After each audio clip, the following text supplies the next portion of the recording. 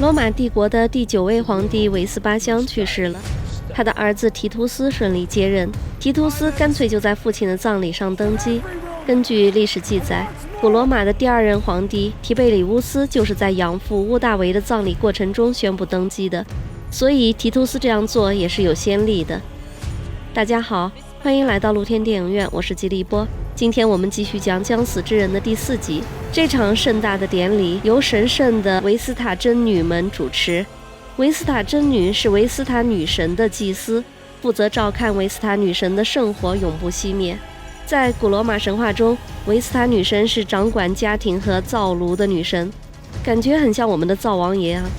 她的火焰必须永不熄灭，因为这圣火象征着罗马城的永存和繁荣。维斯塔真女通常是从贵族家庭中选拔出来的身体健康的女童，她们拥有罗马最尊贵的地位，可以住在维斯塔神庙里，还享有一定的政治豁免权，主持宗教仪式，甚至行使刑罚权。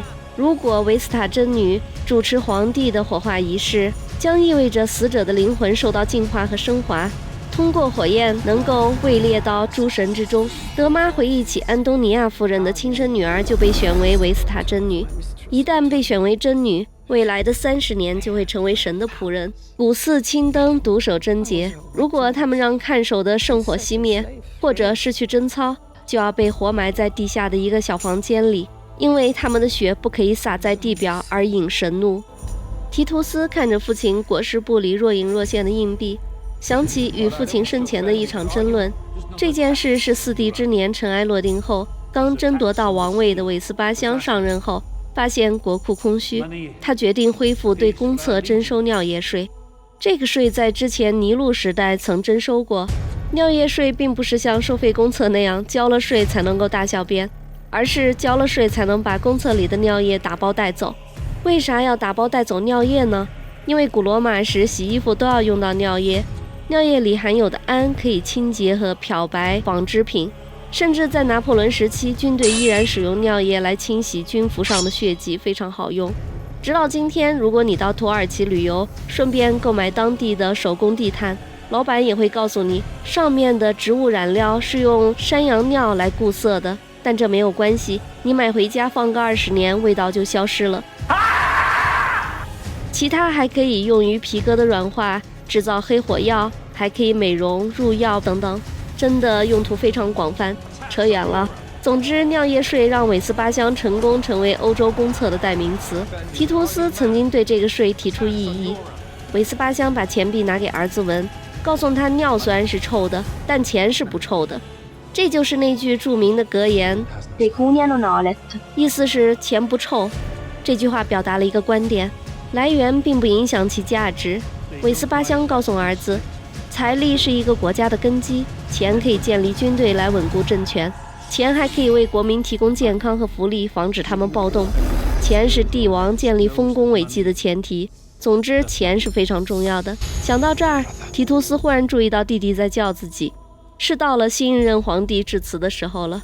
他提出自己将重修维尔格渠道。维尔格渠道是古罗马的重要供水系统之一，它是罗马皇帝奥古斯都屋大维大约在公元前19年时期建造的，从罗马以东约21公里处的泉水作为水源，经由维尔格渠长长的地下和地上水渠引入城内，主要用于城中的各种喷泉、公共浴室和个人住宅提供清洁的饮用水，也被用来灌溉城市中的农田和花园，保持城市的绿化。它是古罗马最伟大的工程奇迹之一。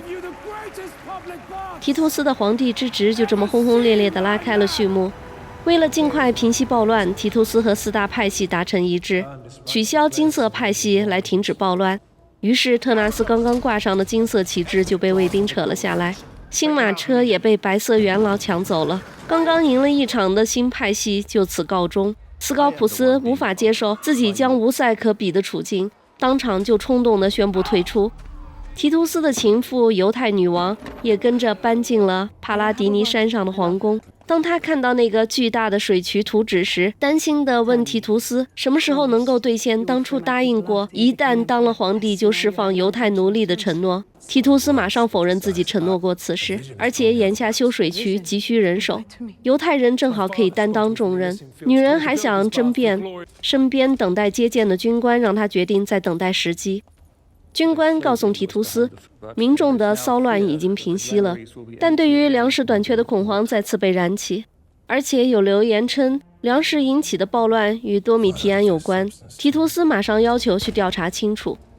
仆人把这个消息传到了多米提安身边的小宠臣耳朵里。多米提安把特纳斯喊来，要求他帮自己解决掉那个红发小子，免得被哥哥发现粮食暴动的事儿，而车队的事儿只能从长计议。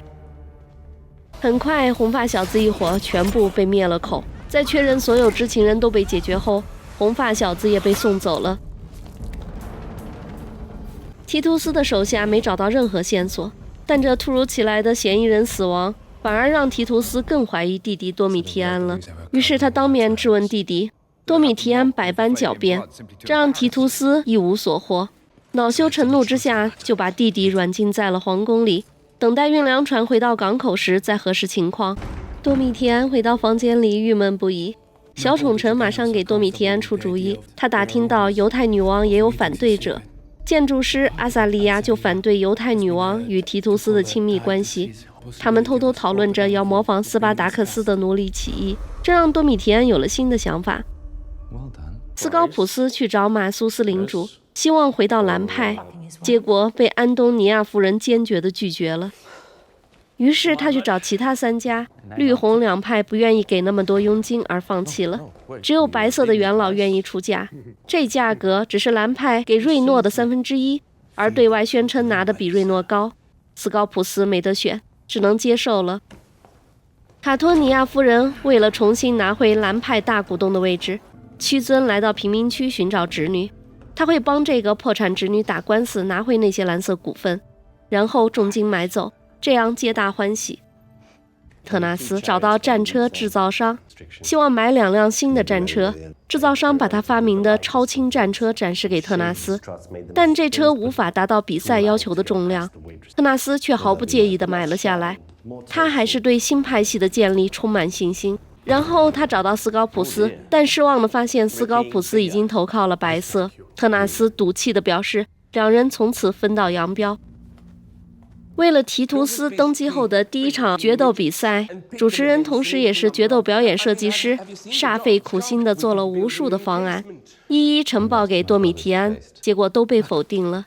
只有那只白色的狮子引起了多米提安的兴趣。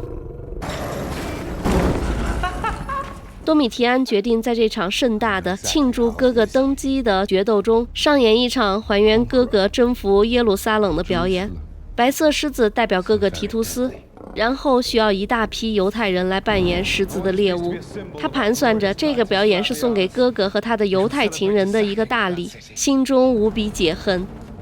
盛大的决斗场开幕式，当新皇帝带着犹太女王来到看台时，本来欢呼的罗马人马上嘘声一片。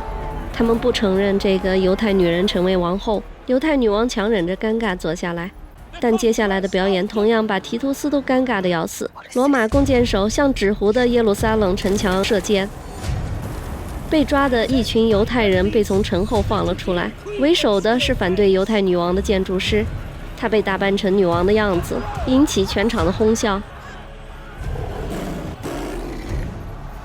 猛兽饲养员拿一同被抓的犹太女人和孩子的命威胁他，让他主动去引起狮子的攻击。于是在狮子被放出来后，他犹豫了一下，最终冲向狮子。看台上的观众对这场表演兴奋不已，发出雷霆般的欢呼声，而台上的犹太女王被眼前的一切惊呆了。这种侮辱性的残忍表演让他掩面夺路而逃。提图斯也坐不住了，回头间他看到皇宫阳台上一道熟悉的身影，瞬间明白这一切的始作俑者是谁。决斗场的阵阵欢呼声让多米提安心动不已，最终忍不住爬上阳台眺望自己的杰作。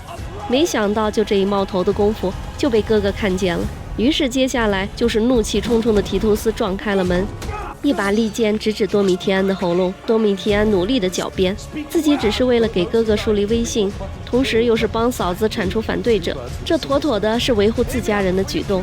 可他无论怎么解释都无法平息提图斯的怒火，只能用激将法了。多米提安干脆把剑尖指向胸口，摆出一副要杀要剐随便的架势。提图斯果然犹豫了，理性还是战胜了怒火，最后无奈地警告弟弟，下次就不会手下留情了，转身摔门而去。劫后余生的多米提安露出了得意的笑容。提图斯回宫时，犹太女王正在收拾行李要离开，提图斯就像个初恋大男孩一样的在旁边哀求原谅。女人说自己很清楚永远也不可能成为罗马人的王后，所以提图斯最好娶一个罗马显赫家族的女子，而自己永远只能做一个不见光的情人。然后两人就和好了。卡拉在酒吧干得不错，而且他主动把在家乡做买卖养成的能力，比如八面玲珑的社交手段、精明能干的做事风格，再加上头脑敏捷、目标明确，全都运用在了赌场的销售上。他让赌场的收入显著提升。接着他就向特纳斯表达了自己想挣更多的钱。特纳斯警告他，虽然大笔的钱可以赎回小女儿，但决斗士是没有可能用钱赎回的。不过特纳斯不知道，卡拉对此另有打算。他偷偷跟踪德妈，在维斯塔神庙中找到了德妈所说的那个真女，也就是安东尼亚夫人的女儿。他哀求这个真女能够赦免自己的2个孩子。真女被眼前这个女人满满的母爱打动了，决定帮她询问大祭司。黑暗中的黑白胡子终于主动找上了特纳斯。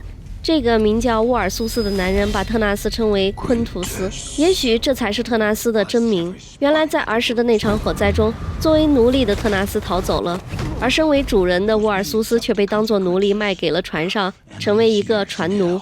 经历了非人的折磨后，他又成为一个罗马士兵。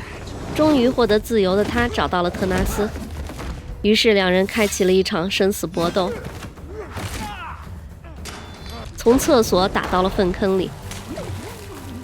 就在特纳斯被彻底击败后，沃尔苏斯却忽然改变了主意。他觉得杀死特纳斯太容易了，他想要的是特纳斯所有的钱和地位。说完，他就丢下特纳斯转身走了。好的，本集故事就讲到这儿。本集一开始科普了一些罗马建筑历史等内容。提图斯爱上的这位犹太女王应该是叫贝尼格里安，是西律王朝的一位著名的公主。她是犹太裔的罗马贵族，也是西律大帝的重孙女。她的父亲西律阿格里帕一世是古罗马统治巴勒斯坦地区的一位很有影响力的国王。西律王朝可以追溯到公元前37年，奠基者是被称为西律大帝的西律安提帕特。他是一个伊图雷亚裔的贵族，通过与罗马帝国建立紧密联系而逐渐获得了权力。既然权力来自于罗马，统治的合法性也来自于罗马，所以西律王朝就是一个亲罗马的政权。格里安公主是西律王朝的末代公主，末代国王西律阿格里帕二世是她的亲弟弟，这姐弟俩也都是亲罗马的。